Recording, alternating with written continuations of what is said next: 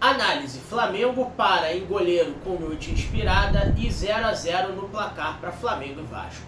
Fala galera boa, aqui é o Dieguinho Flash, seu canal Flamengo Novo, eu e você é mais do que bem-vindo. Então já dá aquela moral pra gente. Ontem batemos o recorde de inscritos. Chegamos ao número de 83 nessa nossa remontada, retomada, desde que o outro canal foi retirado do ar. Então você que continua acreditando no nosso trabalho, eu já deixo aqui muito obrigado, nosso carinho eterno, nossa gratidão eterna a vocês. E continuem espalhando a palavra do canal Flamengo Novo, dá aquela moral pra gente.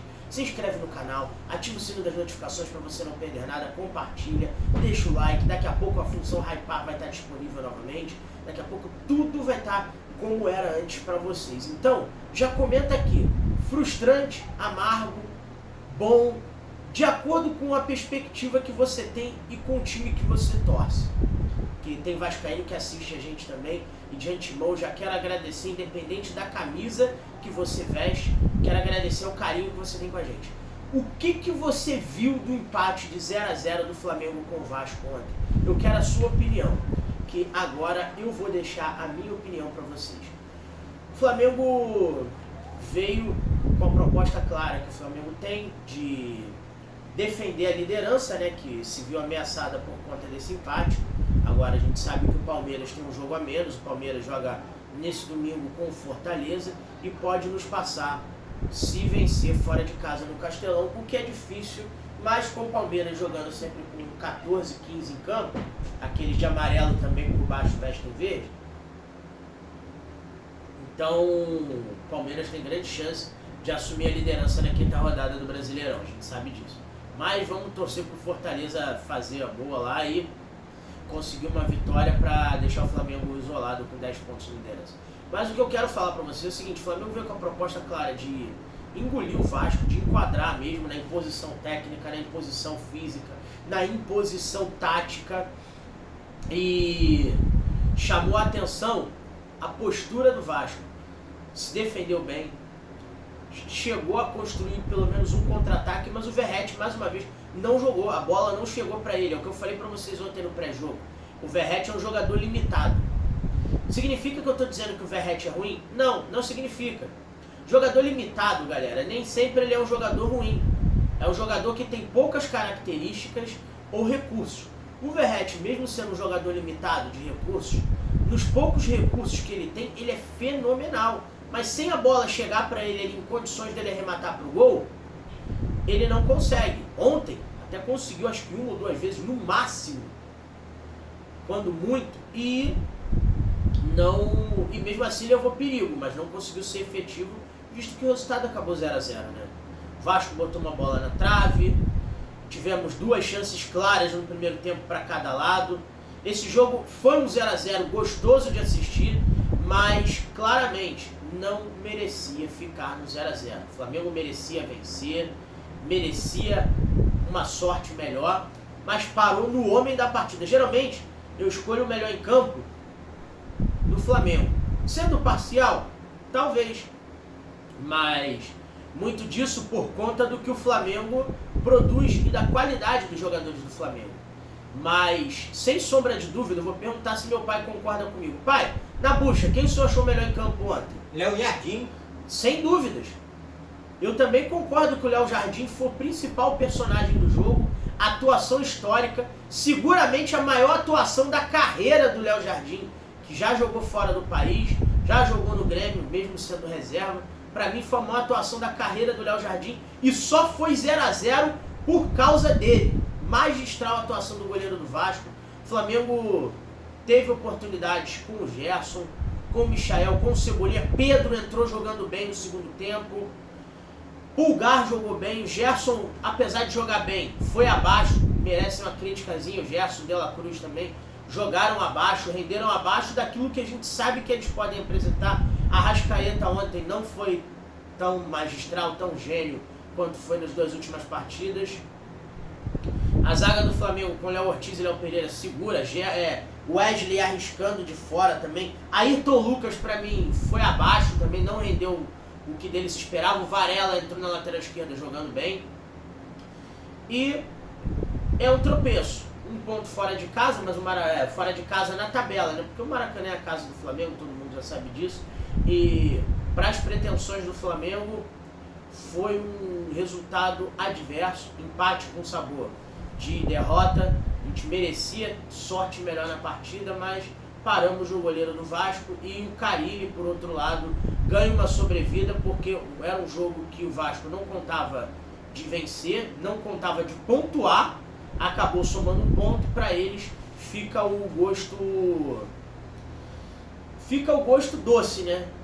Bom resultado, pontuou, e pro objetivo do Vasco, que é escapar do rebaixamento, beliscar ali talvez uma Sul-Americana novamente, é um ponto importante que outros adversários deles não vão somar. O Vitória, que está ali embaixo, não somou os 3 pontos, então já é um concorrente direto em relação a quem o Vasco soma 1 ponto na tabela, certo? Então, para o Flamengo, agridoce por conta do jogo em si. Doce pela postura do Flamengo e pela produção ofensiva, pelas chances criadas. Amargo, ruim, pelo fato de que a vitória não veio. Mas seguimos, tem Libertadores agora na terça-feira, jogo com a LDU, jogo na altitude de Quito, não é nada comparado a La Paz, Oruro e Cusco, as 3 cidades que estão acima de 3.000 metros, acima do nível do mar, né? Mas é uma altitude considerável de 2.850 metros, e o Flamengo volta a enfrentar a LDU numa Libertadores. Para esse jogo, Alexandro não vai, dadas as condições que tiraram ele do jogo com o Vasco, por conta de um edema na coxa, e Alan, por traços falcêmicos, a oxigenação do jogador é diferente, então em ambientes com ar rarefeito ele não tem condições de jogo, e isso pode afetar inclusive a parte da saúde do jogador. Ele não vai. De La Cruz também não deve ir, visto que foi cortado pelo Uruguai da última partida com a Bolívia nas eliminatórias por causa do rendimento dele na altitude. Então o Flamengo vai ter mudanças naturalmente, e o Flamengo deve ir com uma postura diferente. Eu acho que por conta das partidas do Ayrton Lucas ter sido abaixo quando entrou, e o Varela ter dado uma dinâmica melhor na lateral esquerda, o uruguaio, que deve renovar com o Flamengo até 2027 nos próximos dias, vai vir para a lateral esquerda como titular, reaparecendo no time do Flamengo. Então, vamos ficar de olho. O Flamengo joga no Rodrigo Paz Delgado, estádio Casablanca, em Quito, no Equador. Terceira rodada, fase de grupos da Libertadores, na terça-feira, às 19 horas. Pelo Campeonato Brasileiro, o Flamengo volta a entrar em campo no domingo, dia 27 de abril. Obrigado, Mamãe Globo! Beijo para vocês, por marcar o jogo para esse horário, viu? Então, o Flamengo volta a campo no Brasileiro contra o Corinthians que venceu ontem o Sport de virada com 2 gols do Memphis Depay por 2-1. O Sérgio Oliveira fez o gol do Sport, e o Flamengo é amplamente favorito e tem condições de vencer. O Corinthians mostrou muitas deficiências técnicas, muitas lacunas defensivas, que contra o Sport deu trabalho. Se apresentar as mesmas deficiências contra o Flamengo, vai apanhar, e muito, dentro do Maracanã. Então, não é soberba, é análise do que foi o jogo do Corinthians ontem, nosso próximo adversário. Então, eles sabem que eles não podem, contra o Flamengo, cometer os mesmos erros. Mas ainda voltando a falar de Flamengo e Vasco, vamos fazer a análise dos números do que foi o jogo para vocês entenderem o que eu falei anteriormente. Meu pai vai trazer para vocês os números dessa partida, tá certo? Então vamos lá, pai. Lembrando, galera, sempre que o Vasco, por ter sido mandante, nas estatísticas, os primeiros números serão sempre os do Vasco, por conta disso, tá? Vamos lá, pai. Visão geral da partida. Beleza. Posse de bola, 36% do Vasco, 64% do Flamengo. Mostra o amplo domínio que o Flamengo teve, que eu falei pra vocês aqui, que é notório, que todo mundo viu. Grandes chances, 1 do Vasco, 5 do Flamengo. Essa uma grande chance foi a bola na trave do primeiro tempo, né? Total de chutes, 6 do Vasco, 17 do Flamengo. Produção alta e, mais uma vez, aproveitamento baixo. Só que dessa vez não foi por demérito dos atacantes do Flamengo. Dessa vez eu não tenho que reclamar da produção ofensiva, porque paramos num goleiro que estava vivendo uma noite inspirada. Defesa do goleiro. Aí vocês vão entender agora o que eu tô falando, ó. 7 do Vasco, 1 do Flamengo. O Rossi teve uma grande defesa no primeiro tempo e foi só. O goleiro do Vasco trabalhou mais do que pandeiro em noite de pagode. Escanteios, 2 do Vasco, 11 do Flamengo. Ou seja, o Vasco pouco chegou, mas quando chegou também ofereceu perigo. Escanteios, a defesa do Flamengo acabou trabalhando pouco e a do Vasco também, em companhia ao goleiro, muitos desses escanteios foram cedidos em milagres do Léo Jardim, né? Faltas, 14 do Vasco, 10 do Flamengo. Diferente dos outros jogos do Campeonato Carioca, o Vasco não veio para bater. Até fez mais faltas por ter ficado menos com a posse de bola, mas diferente dos outros jogos que tivemos um número de cartão amarelo alto, vocês vão ver novamente aí daqui a pouco que o Vasco, apesar de ter feito mais faltas, não foi desleal. Passes, 306 do Vasco, 541 do Flamengo. Aí, na média do que o Flamengo troca de passes, entre 480 e 550 passes por jogo. Desarmes, 13 do Vasco, 14 do Flamengo. O Vasco acabou desarmando menos, mesmo tendo ficado menos com a posse de bola ali, teve um certo equilíbrio de desarmes, apesar do Flamengo ter levado vantagem nesse quesito. Tiros diretos, 10 do Vasco, 14 do Flamengo. Os tiros diretos invertem com o número de faltas. Não tem nem muito o que falar disso. Cartões amarelos, 2 para o Vasco e 1 para o Flamengo. O que eu já demonstrei no número de faltas cometidas aí. Segue. Total de chutes, 6 do Vasco, 17 do Flamengo. Chutes a gol, 1 do Vasco, 7 do Flamengo. Finalizações na trave, 1 do Vasco, 0 do Flamengo. Os dois chutes a gol. A finalização na trave não conta como chute na direção do gol, né? Mas, tanto tem uma estatística separada, obviamente. Mas as duas finalizações, onde o Vasco soube levar perigo ao Flamengo, manteve a dinâmica dos últimos 3 jogos do Campeonato Carioca. O Vasco faz um bom primeiro tempo, sustenta e acaba pelas opções escassas no banco, pelo técnico Fábio Carilli, que montou mal o banco de reservas do Vasco ontem, que fique claro isso. O Vasco cai no segundo tempo e o Flamengo, às vezes, ou mantém o ritmo ou acaba que aumenta esse ritmo de finalizações. Chutes próximo ao gol, 4 do Vasco, 9 do Flamengo. Chutes bloqueado, 1 do Flamengo, 1 do Vasco. Chute de dentro da área, 2 do Vasco, 13 do Flamengo. O Flamengo chegou muito mais próximo do gol do Vasco do que o contrário. Chutes de fora da área, 4 do Flamengo, 4 do Vasco. Uma delas, uma finalização lindíssima do Paulo Henrique, que acho que foi a bola que estourou no travessão, não tenho certeza, mas quase que ele fez um golaço. Grandes chances perdidas, 1 do Vasco, 5 do Flamengo. Passes em profundidade, 0 do Vasco, 1 do Flamengo. Ações com a bola, 35 do Flamengo, 6 do Vasco. Essas ações são no terço final do campo, né? Não, no total. Tá certo. Vai. Falta sofrida no terço final, 1 do Vasco, 3 do Flamengo. São as faltas ali na entrada da área, entre a intermediária e a entrada da área. No Caldeirão, como falava, era o Valdir Amaral ou o Jorge Cury? Jorge Cury. Caldeirão do Diabo, que ele falava, na alça do Caldeirão do Diabo ali na entrada da área. Impedimento, 1 do Flamengo, 1 do Vasco. O jogo foi tão bem jogado, até pelas defesas, e os ataques também conseguiram superar, mas pararam um no goleiro e outro na ineficiência, entenda, Flamengo e Vasco respectivamente.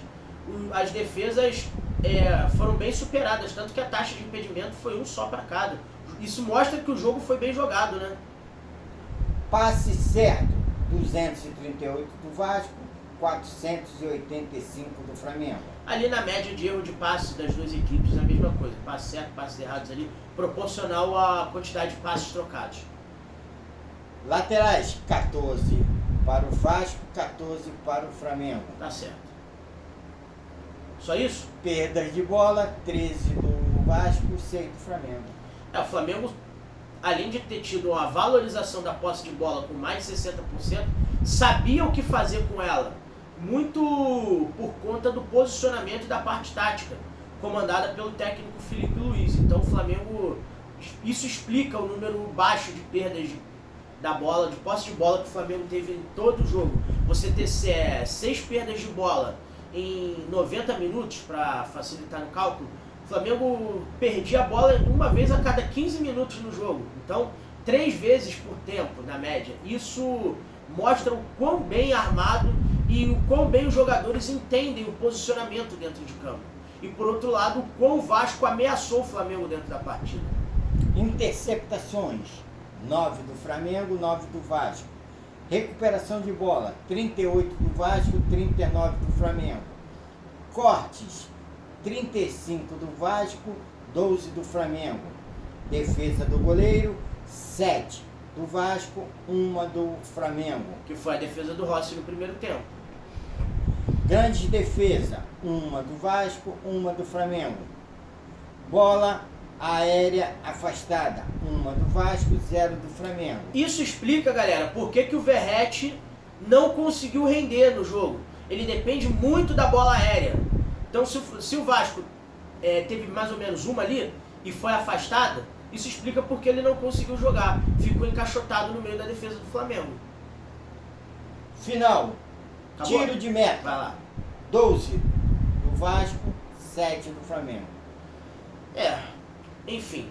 Acabou as estatísticas? Acabou. É isso. Agora eu consegui transformar em números para vocês entenderem o quão importante foi esse jogo e, sobretudo, para o Vasco ter somado esse ponto, porque para eles é lucro. O Flamengo amassou o Vasco totalmente, mas não conseguiu, por conta do Léo Jardim, transformar em gols. Agora eu quero saber a sua opinião.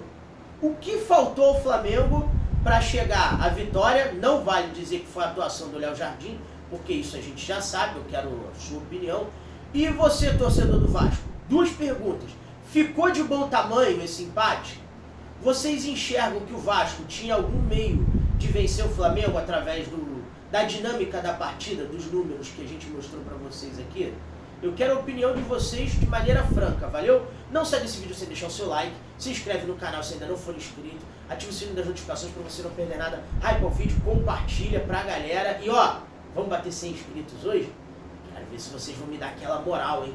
Tamo junto, saudações rubro-negras e boa semana pra vocês.